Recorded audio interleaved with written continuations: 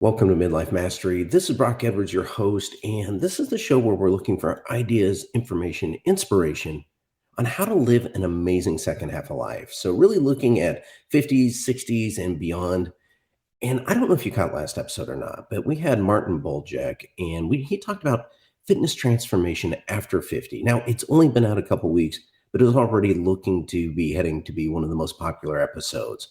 And one of the things I really appreciate about his approach is it's measured, realistic, and focused on health first and fitness second. So he discusses his own battle with cancer and bouncing back to win a body transformation contest. He talks about the importance of having a clear vision on who you want to be when you're thinking about your health and fitness, and why focusing on daily action is more important than focusing on weight loss. He talks about the compound effect of commitment, consistency, and common sense. When we bring those three together, we see amazing results. And he talks about where men tend to maybe get in their own way when starting a new fitness program. So this episode is not about quick fix. It's not about crash diet. There's no workout insanity or craziness. The focus is really on sustainable daily action. And as Martin says, that routine is not sexy, but routine will make you sexy. And that tells you a little bit about his approach and his focus on long-term results. So if you haven't had a chance to listen to it, I highly encourage you. It's a great episode. Now, today's episode, we have Theresa DeWit on, and she has a huge vision. She wants to make a difference in 1 million marriages. That's big. Now, like many visions, it started out much smaller. She just wanted to write down some marriage advice to pass on to her 20-something kids. And that sort of grew and evolved into a best-selling book, an online course, relationship coaching. And so Theresa shares some of her insights and strategies to improve midlife marriages. And of course, as always, I really appreciate her simple and practical approach. So really some of the things we talk about are being intentional, creating joy, and really understanding your partner's needs. Now, all those, intuitively, those make sense. But so often by the time we get to midlife, we're not focused on those things anymore. And so taking just a few minutes to focus on those things can make a huge difference. And she also discussed where she sees people getting in their own way when it comes to their relationships. So our relationships are a key part of midlife, and like midlife, they're often in transition. And so Theresa shares some simple but important ways to really help create joyful marriages. So enough of an introduction. Let's get started.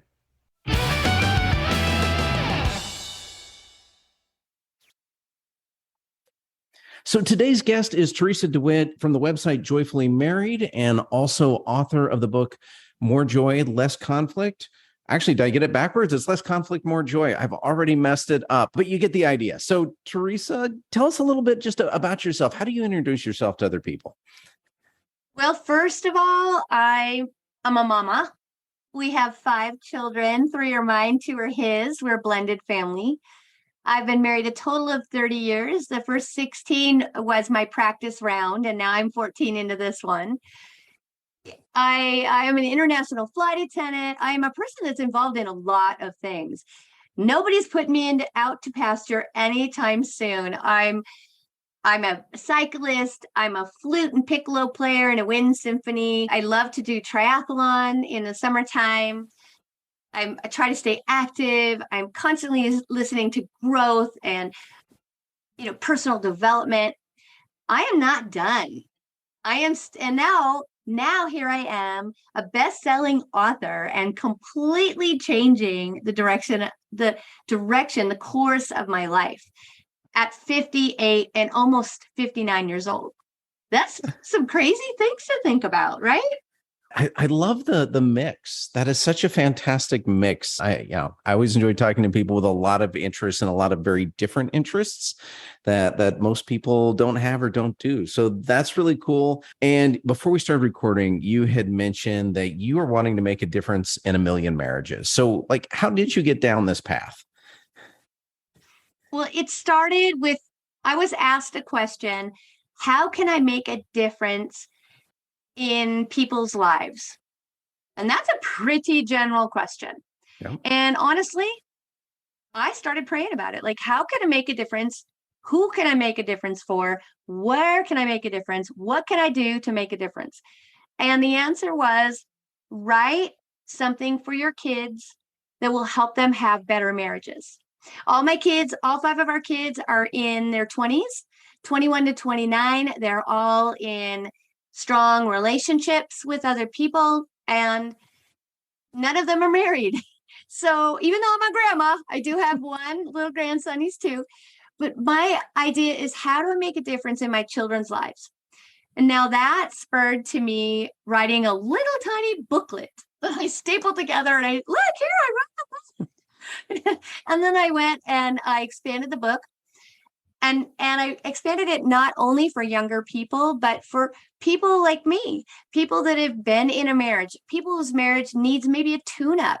They need a refresher. They need to bring in some more life and fun and excitement into their marriage. So my book then basically is 14 different strategies or principles that a person can easily apply. They can learn one today, spend 15 minutes listening to or reading the information. I have an online course that is accompaniment to the book. So they can do that. Then they can do some simple exercises or think through some simple things, maybe 30 minutes a day. So that what they can learn today, they can begin applying tonight and have a better marriage beginning tomorrow. Well, that sounds pretty good. So 14. How did you come up with 14? It just ended up working out like that. And so I'm like, Okay. well, I got about 14 things. So actually it was 15, and we made it fit into 14, because then it's like a 2-week gig. Really just invest a little extra time for 2 weeks into your marriage. And at the end of that couple of weeks, you're going to have a completely more inspired, better, more fun, more connected, more relationally, more loving, all those good things in your marriage. They will increase by going through the process I have both in my book and my online course. So, that sounds pretty good. But let me ask, you said you started writing this like just as a message for your kids, and then it kind of evolved from there and became a book, became a course. And you've also mentioned just that you're attracting an older demographic maybe than you originally thought when you started. Like, obviously it was aimed at your kids in their early 20s, and yet you're talking to people who are, our age, midlife, 50s-ish. And so what do you attribute that to? What is it about those that in our stage of life that are looking around going, hey, I want to know more about a great marriage? I think that we tend to be searchers. We have more time. We're trying to figure out as an age group, we can either be sitting in front of the TV, or we can be better. Personal development is huge. And I think what I'm doing is almost like personal development for your marriage, a little niche personal development, right? Yeah. And the older we get, we want to gain in wisdom. We want to be able to give back, give more, be a fuller human being. And we finally, at this point in our lives, have the time to do that. When our kids are young and we're chasing, baseball games and doctor's appointments and all the things that you do as a parent, cooking dinners and running kids around, you just don't have time to stop and think. And so I believe that a little bit older demographic is being attracted to my work because they actually have time to stop and think about that. They realize that you have to invest in your relationship in order to make it beautiful. I think when we're young, we're a little more naive. We think, oh yeah, I love him, he loves me, we're going to have a happy family. But I don't think that that's really how it works. I think a lot of people also, in their younger years, one person will work while the other one watches the kids, and they'll flip schedules, and then they completely grow apart. The kids all leave and they go, gosh, what happened to our marriage? Oh, well, I don't want to get a divorce. What can I do? So that's where I come in. I come in as a marriage tune-up, a refresher, something to bring in some new ideas, some positive energy that you can bring into your marriage and have a better relationship. And it's not just marriages. It can be relationships with your kids. It can be relationships with your coworkers. I talk a lot about being intentional in our interactions with other human beings. Being very intentional. Brendan Burchard, you've heard of him, right? Mm-hmm. Yep. Brendan Burchard, right? So he was teaching on going through a doorway, and before you go through a doorway to have an interaction with the person on the other side, you want to stop for just a moment. And for me, I pray, and I'll just stop and I'll pray and I'll ask myself, who do I need to be on the other side of that door? Do I need to be positive and exciting? Do I need to be serious and all business? What does that relationship on the other side of that doorway, or whatever that new encounter is, what does that person need from me? And I try to morph myself into that individual so that I can be the best version of myself in that new relationship, in that next encounter. All Does that right. make sense? So I definitely hear the intentionality behind it. Just pausing and thinking, how do I need to show up in this moment? How do I need to how do I need to be? And so I like that. I haven't heard it put that way before, with kind of walking through the doorway there. And it makes sense that, those kind of in midlife, yeah. So you've kind of got kids moving out of the house, becoming empty nesters, whatever. And suddenly, where your days and minutes may have been filled with soccer games and dinner and homework and all of that, you do suddenly have time staring at the other person going, who are you? Who am I? Do we still like each other? It is a time where suddenly you have time for, well, each other and the relationship and all that. So anyway, I just kind of reflecting on what you're saying, and that makes a lot of sense why there'd be particular interest in kind of this middle of life. And so 14 strategies. Don't expect you to name them all right here, but kind of what are some of the standout strategies that you recommend to people? It's basically talking about mindset, envisioning your relationship lasting the long term. For instance, you want to imagine yourself kissing your partner's lips that are old and wrinkly, soft skin, holding their hands that might have loose skin, purple veins, those kind of things. Imagining being in love for a long time. That's the number one thing. Because if you can envision it, just like say a triathlon. I did a half Ironman, and I had to be able to imagine myself crossing the finish line while I was training, because I'll never get to the finish line if I think, oh, I'll never be able to do that. And that's another reason for the book. My kids are all product of divorce. So all they've known is broken from their parents is a broken relationship. But I don't want them to have to go through that. Divorce sucks. So my idea is to give people the strategies that they need so that they can stay married for a long time. A few other things that we talked about intentionality. I think it's very important that we find joy ourselves. And I really go through into how you get joy in your life. How do you get joy? Because then you can share that joy with your partner. Let's stop right there, because, well, joy's awesome. I mean, no one says I don't want more joy in my life, no matter how much joy they have. And so, but it can also, at least from my experience, be fleeting. It's like one of those things. Chasing joy doesn't work really well. So how do we create some more joy, especially if things aren't going well? We're not happy with a marriage, or, we're facing some interpersonal challenges. How do we start finding that joy? Well, may I tell you a little story from my own marriage? Please. My husband and I, 5-6 years ago, we were living in a little tiny house. It was a 1910 cottage right downtown in North Idaho, where I live.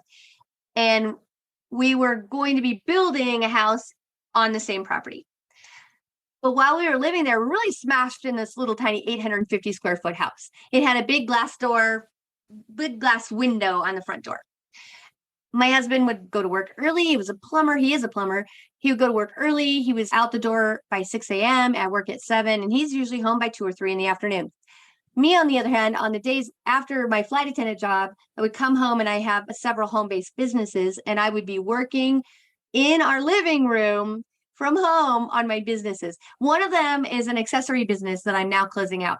In the process of doing the accessory business, I'm constantly moving product. So I bring it in, I have to price each package, put it back away. And it was just always this round robin of product coming in and out of the door. And it was always a big mess in the living room, because I would have all the product, the boxes would come in, I'd be pricing for a few days, and it would just make like the entire living room was full. Now, I'll try to shorten up the story a little bit, but he would come home after work, and it always kind of irritate him when he couldn't even hardly walk through the living room, especially when I was pricing scarves and things, I'd get like 12 boxes that have like 10 dozen in each box, like huge number of product. So the mess would kind of make him irritated. So here I am. I know he's about ready to come home. I'm rushing around trying to like clear the floor, make some room for him to come in after working a hard day. Sometimes he would get there a little early and I'd be still scrambling around trying to clean up the mess. Then I'm thinking, well, I'm making him happy because I'm cleaning up the mess. But what I skipped is being intentional with him coming through that doorway, with being intentional with my relationship. So I started doing this silly thing. And because this is an audio thing, you can't see, but I would just look at him with a big 10 seconds with a huge Cheshire cat grin where you can see my gums, my teeth, even my mouth, my lips, everything in my tongue. Big, huge smile for 10 seconds. So I did that the first day when he came home. And this is again based on that Brendon Burchard teaching of the doorway and being intentional. So I wanted to set the intention for having a better evening together. And I did that for the first day. And he went, okay, and came in and there's still a mess. Second day I did it. He's like, a little smile. I cracked the smile like, okay, this is a little bit different. Third day I do it. He comes home and he's like, what's up with the smile? Right? And I told him that I was trying to be intentional to have a good evening together. And then he started doing it too. He would come to that glass window in our door and he would plant his face right up against the glass, nose on the screen, his mouth fogging up the glass, and a big smile before he came in the door. So we found that being really intentional when we enter each other's spaces, again, makes a big difference. And we still do that.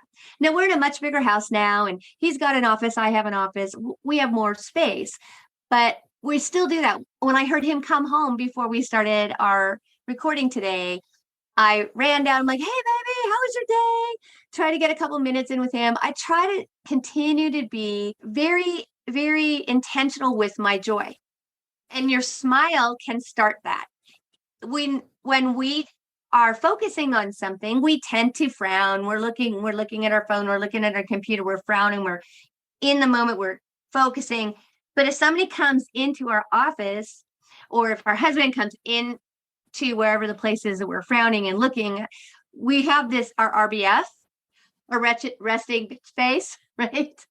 So we need to remember to put that smile back on. Smile at our partner, smile at our coworkers, smile at our kids.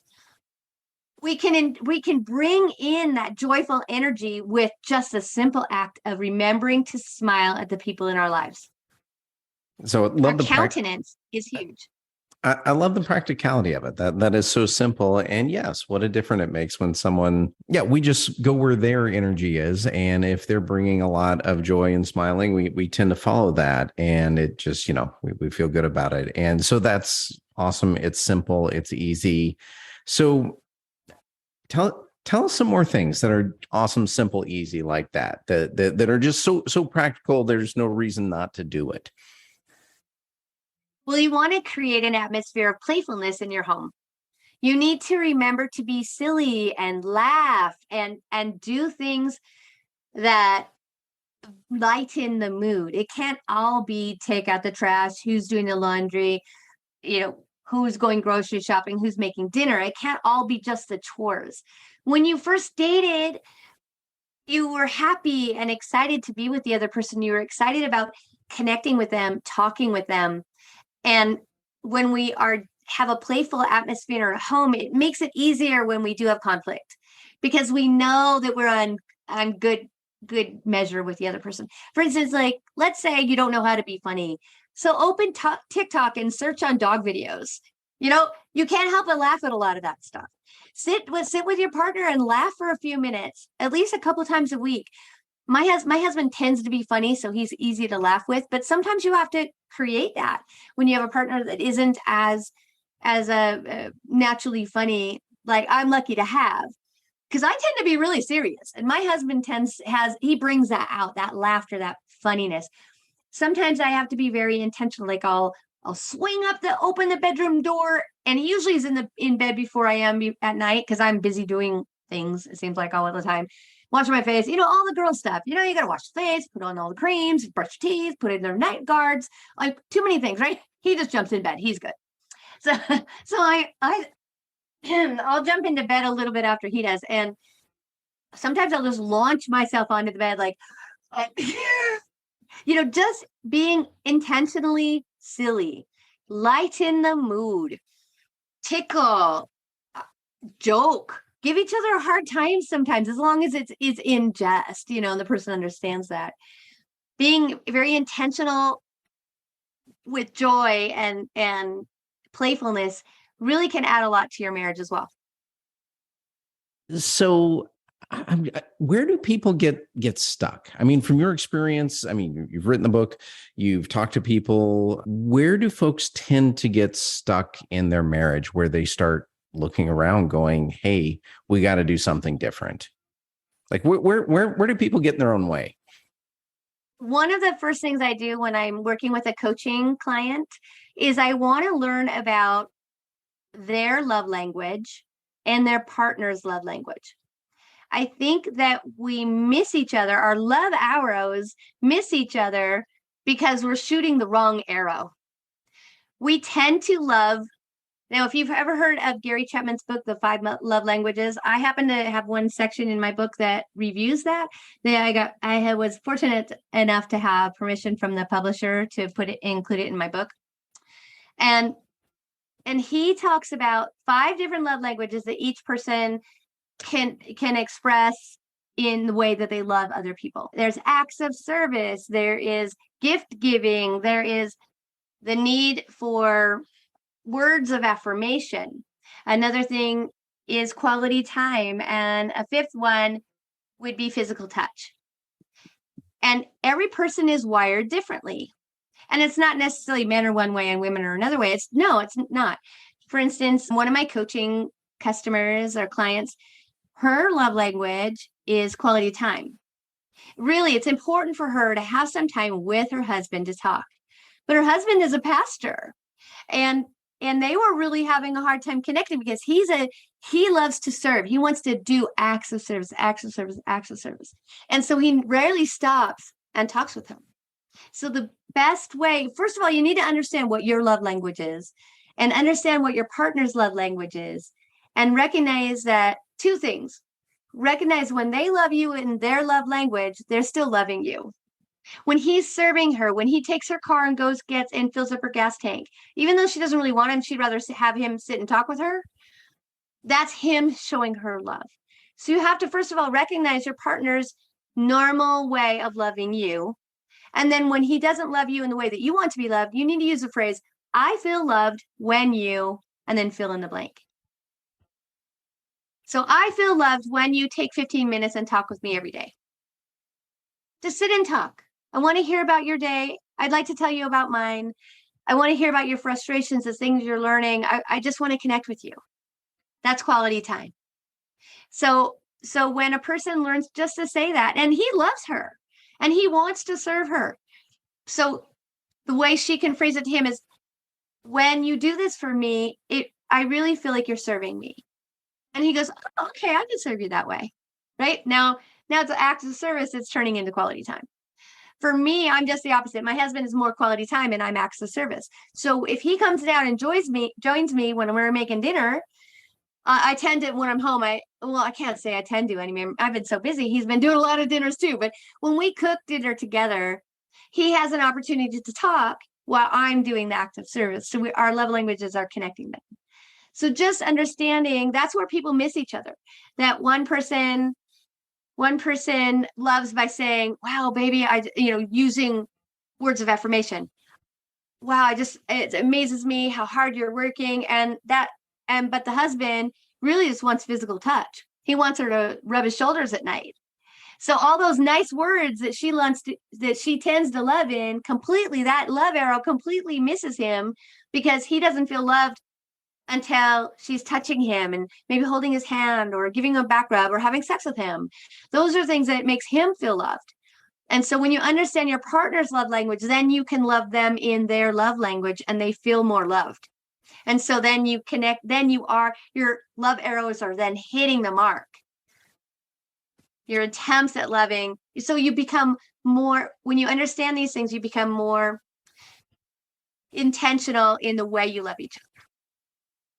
So that's a good explanation. I'm less familiar with the love languages. I mean, I've heard of them, but have not read the book. But I can certainly see how there is a potential for conflict when, if things are going a little sideways and there is a little bit of conflict, and we just double down on our love language, what we would want, trying to patch things over, and that just exacerbating it because we're going in opposite directions, right? That they're doubling down on theirs. So in your example, doubling down on acts of service, while the other person is doubling down on affirmation or whatever it is for them, and just moving further apart versus closer together, which is what they're trying to do. So anyway, I was thinking, I can think of a few situations where, yeah, that totally happened in my life. Like, so just knowing that is pretty helpful. So we've got joy, we've got silliness, we've got love languages, and understanding our own as well as the other person's. And I also like the explanation there, just that there isn't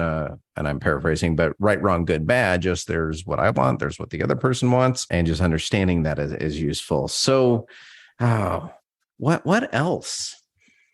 Theresa, what haven't I asked you here? I think that when a person wants to learn more about how to avoid conflict, because that's what we all want, right? Less conflict and more joy in our relationships with people, with our kids, with our husbands, with our family, with our partners, whoever that is. So learning how to understand the way you fight as well. Some people fall into, do you remember the whole thing with Amber Heard and Johnny Depp? Okay, that was a big to-do. It was all over YouTube and Facebook, and well, not Facebook, but it's all over YouTube. So they fell into a classic thing that I've defined as a runner versus a chaser mentality in their conflict style. Okay. Now, a runner is somebody who says, oh my gosh, this is getting too intense and hot, I'm out of here. And they're out the door, or they're out of the room, or I'll talk to you later, or I'm not talking about this now. They're running away. The chaser is the person that says, nuh-uh, we're going to talk about it now. We got to get this solved now. No. And then they chase them from the one room to the other room. Or the chaser might send, if it's a message, if they're fighting over text, that person might start calling their phone, or they're going to send a message and another message and another message, chasing. They're throwing, like they are arguing incessantly, where the runner is like, ghosting you. I'm not going to talk to you right now. They turn off their phone. I'm out. So if you as a person fall into one of those two, runner versus chaser modes, they both can have healthy and unhealthy side effects. The healthy part of the runner is that they run away and they get a chance to calm down. They think about the problem, but they don't go crazy. The problem becomes less crazy when they run away.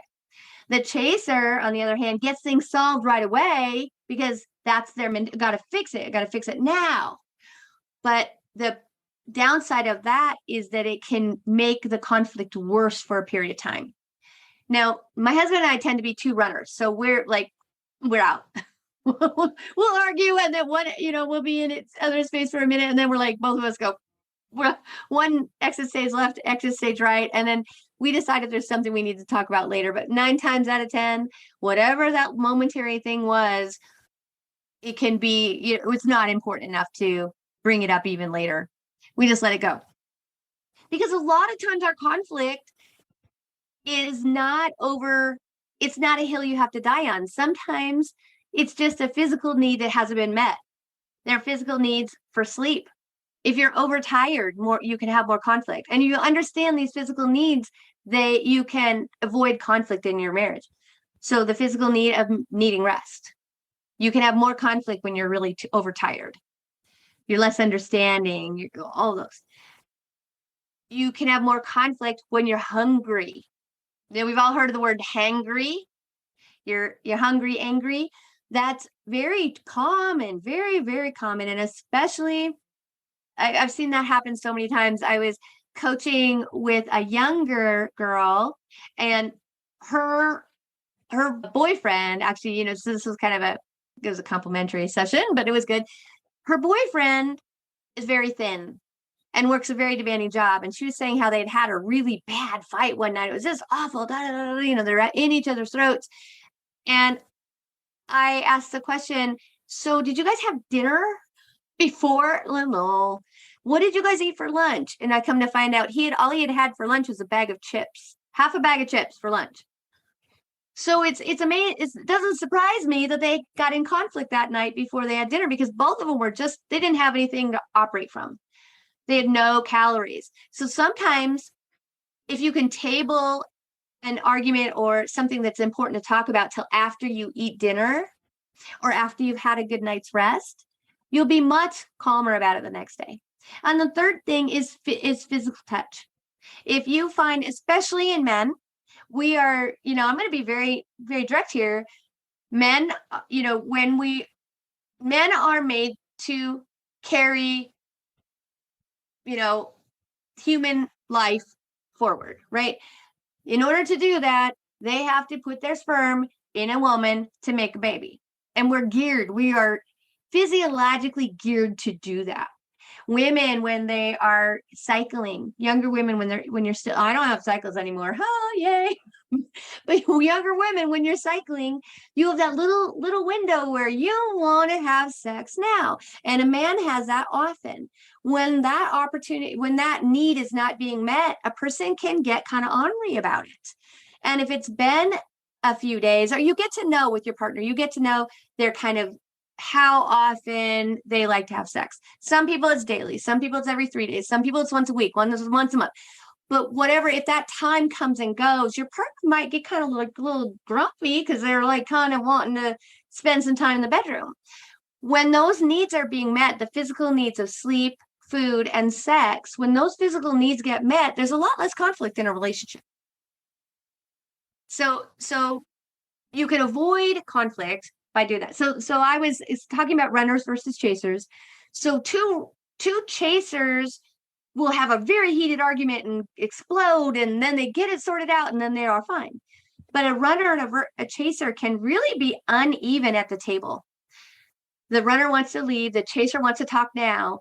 But if before the conflict, those two people decide, okay, I'm going to do a 15-minute timeout when we have conflict.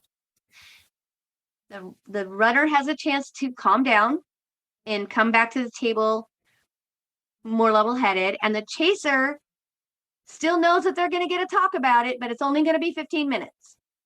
And so when that couple who's a runner versus chaser, when they have an agreement outside of their conflict that this is what we're going to do during a conflict, it can really make conflict a lot better for both of them.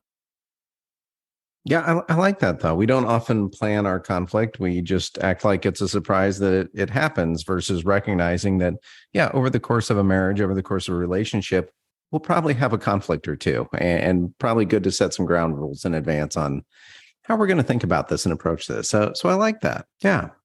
Yeah. Well, all right. So obviously 14 strategies, we could spend a lot more time on it, but where can people find out more? So we know the book, know the course. Where can they find the book? Where can they find the course? The book's on Amazon, Amazon.com, Less Conflict, More Joy. It's $20 for the book and $8.99 for the ebook. Okay. And with that, when you buy it, you'll get a link for a free downloadable action guide that you can use that accompanies the course and the book. It's basically your journal questions, things that you want to do and work on before your next class. And they're quick. It takes 15 minutes, 10 minutes, super quick. One of them is, all right, date nights are important. Yay. Plan out your next 6 date nights. Make a decision. Okay, we're going to go to dinner here. We're going to play cards with somebody here. Date nights, connecting, having fun, getting out of the house together is really important. So that's the first thing. Amazon, Less Conflict, More Joy. Theresa DeWit with 1 T at the end. DEWIT. And Theresa with an H. I'm a Theresa. THERESA. And the second thing is at joyfullymarried.com. joyfullymarried.com. That is where you can find my online course. It's really great. The book is great, but you might buy it and never read it. At least with the online course, you can listen to it in the car. You can, today I was listening to something as I was shoveling snow and raking leaves at the same time. We had fall winter happen today. So you could do it while you're actively doing something else, driving to work, whatever it is. So the online course is really helpful as well. And for some people being more auditory, that can be really helpful to them. And I also do coaching. I want to make a difference in marriages.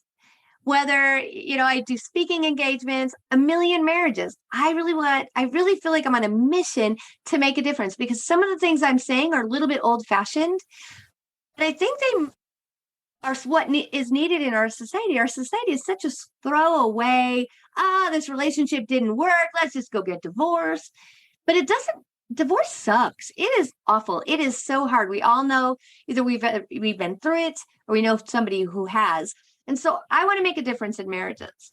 And so that's why I do all the things. I have the book, the online course, and coaching. That is at lovefixes.com, the coaching. Lovefixes.com. Now, I'm not a counselor, I'm not a therapist, but I do provide some specific tools where in the coaching where a person can really dig deep. We can look specifically at the issues in your marriage and pull lessons and ideas to help you get through the difficulties you're experiencing into the true love and joy that you want.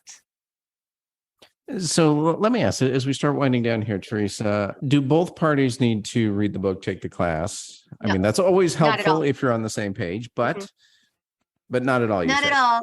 I really am writing primarily to women, but I wrote with one person in mind, but I'm finding that I've had older, men in their 50s and 60s buy the book. I get a lot of response from men. In fact, my next book is probably going to be Less Conflict, More Joy for Men. I really do believe I need to write something that's more specifically geared to men. But this one, honestly, chapters 1 through 13 are great for men too. I've had a gay couple buy it. Some friends of mine, they're like, oh yeah, this is awesome. And they started applying. So it doesn't matter. The principles are universal. It can be for women. It can be for men. It can be for younger women, older men, younger men. It doesn't matter. The idea is when we have I'm trying to think of the right word. When we have a grasp in our intelligence about what we should do, it's a lot easier to do the thing when we're in that conflict or when we're in the relationship. When we have some ideas, oh, right, that might be that he's expressing his love in that love language, and I need to ask for love in mine.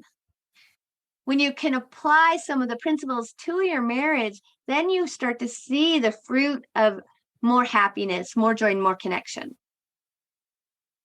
Well, that sounds great. So I got several different places to track down your information at. And of course, you're on Instagram. What is your Instagram? And it's just like Theresa DeWit, THERESA DeWit, DEWIT. With one T. Enough. Just use my name on Instagram. I changed from my Tiz Bubbly or whatever it was a while back. So. And on Facebook, I do Facebook too. I have a Facebook group and I'm also on YouTube. So I'm everywhere. Right? I'm everywhere. The YouTube is Joyfully Married. On Facebook, I have a Facebook page, Joyfully Married. Again, joyfullymarried.com for the course, lovefixes.com for coaching. And I do speaking. If you would like me to speak either in person or over Zoom, I do coaching calls. I do small groups. I've done book clubs, where you have a book club of like maybe 10 people who are reading the book together, and I'll come and speak to your group. So I just want to make a difference, however, in whatever avenue I can. Awesome. And by the way, I love the idea of the author speaking at the book club. I've seen that happen before. That is really cool when it does happen. But Theresa, it has been great having you on today. Thank you so much. Well, thank you. I love what you're doing. What was it? 70 countries now? Setting the Rob, country. good job. Well done. Cheers. Really, that's amazing that you have really grown such there's a broad need of people in their midlife that need to be that we all have we have a different need than somebody in their 20s or somebody in their 80s. We're Definitely so do. active, we're vibrant, and going into our 70s or later with like excitement and still living a life that's vibrant. That is what I want to do, and I love that is what you speak to.